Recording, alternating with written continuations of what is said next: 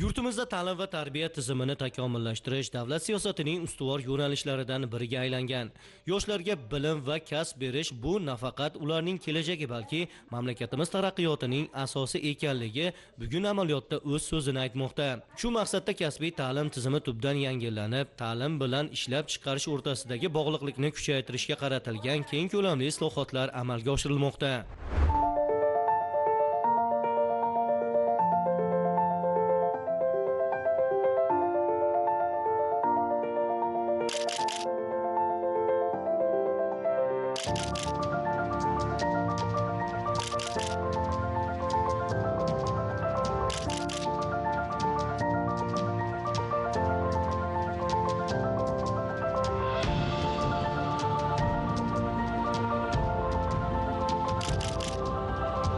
Madina Bo'ronova Andijon shahridagi 22 davlat maktabgacha ta'lim tashkilotida tarbiyachi yordamchisi sifatida ishlab kelmoqda. Hozirda Andijon pedagogika texnikumida musiqiy ta'lim guruhida tahsil olyapti. Bir vaqtning o'zida bilim olib, kasb-hunar egallab ishli bo'lish imkoniyati uning bolalikdagi orzulariga qanot bo'ldi. Shuning uchun ustoz shogird an'analari asosida Madina tengdoshlari bilan maktabgacha yoshdagi bolajonlarda musiqiy ta'lim sirlarini dastlabki bosqichni o'rgatib, jajjilarda musiqaga bo'lgan qiziqishni yanada oshirishga harakat qilmoqda. Dual ta'limda afzalliklari biz uchun juda ham hamma tomonlama bizga qulayliklari bor.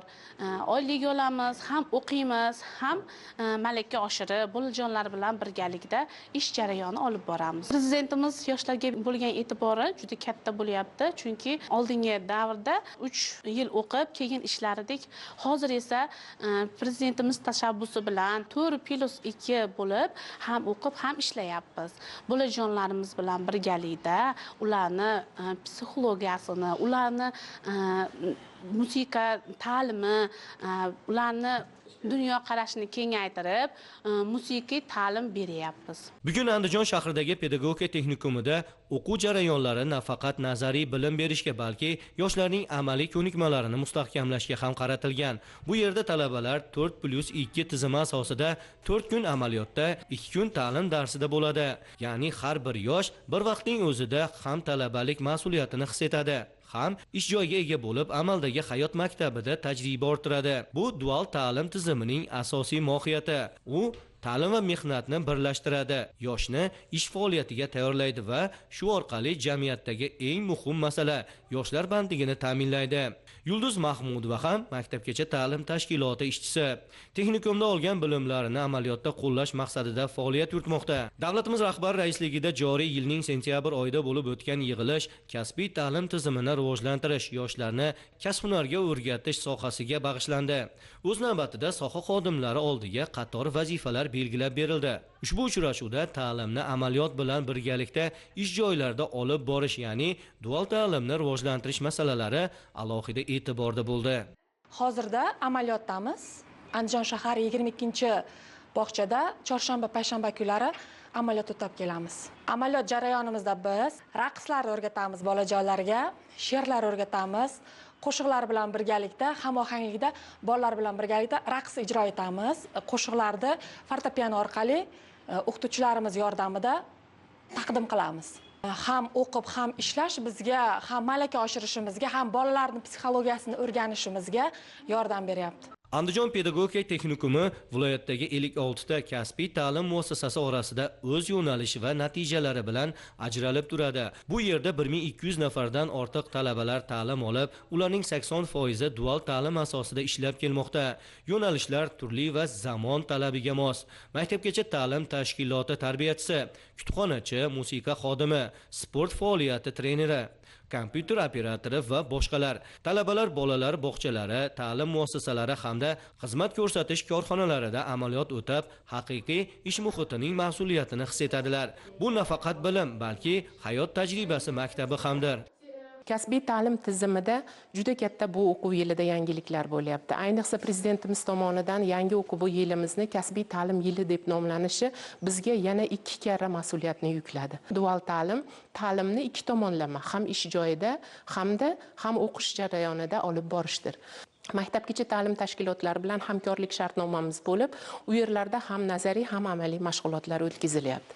Shuningdek, aholini kasb-hunarsiz qatlamini qisqa kurslarga o'qityapmiz. O'tgan o'quv yilida 45 nafar ayollarimizni o'yinchoq va gullar yasashga o'rgatgan bo'lsak, sertifikat olishgan bo'lsa, bu o'quv yilimizda ularning soni 95 nafarni tashkil etyapti.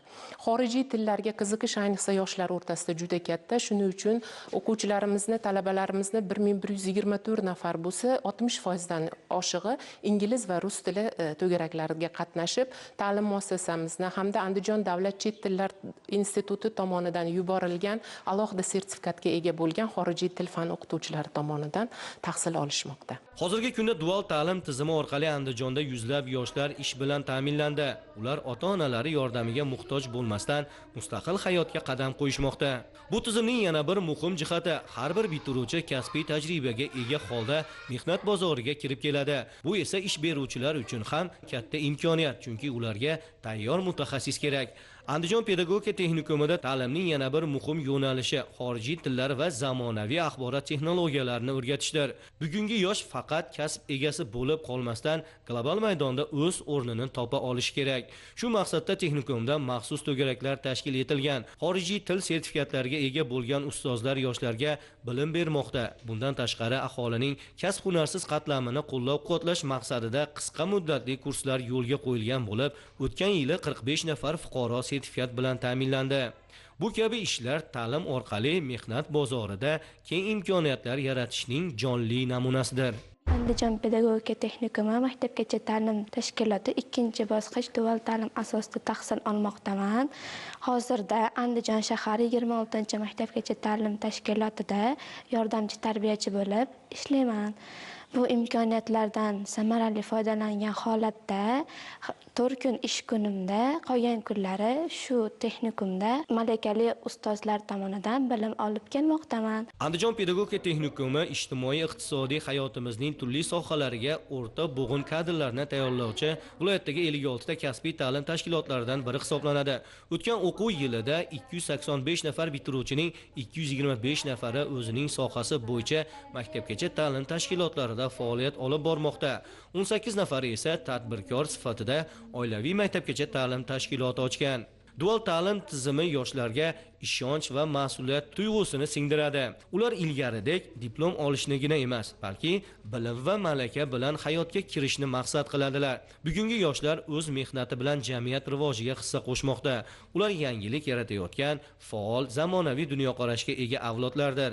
Bu prezidentimiz boshchiligida amalga oshirilayotgan ta'lim siyosati samarasi, davlatning yoshlarga bo'lgan chinakam g'amxo'rligi, ishonch va e'tiborning yorqin ifodasidir. Bugun mamlakatimizda har bir yoshning bilim olishi, kasb egallashi va ishli bo'lishi uchun barcha sharoit yaratilmoqda. Bu yangi O'zbekistonning yangi avlodga bo'lgan ishonchi, kelajakka qaratilgan eng katta sarmoyadir.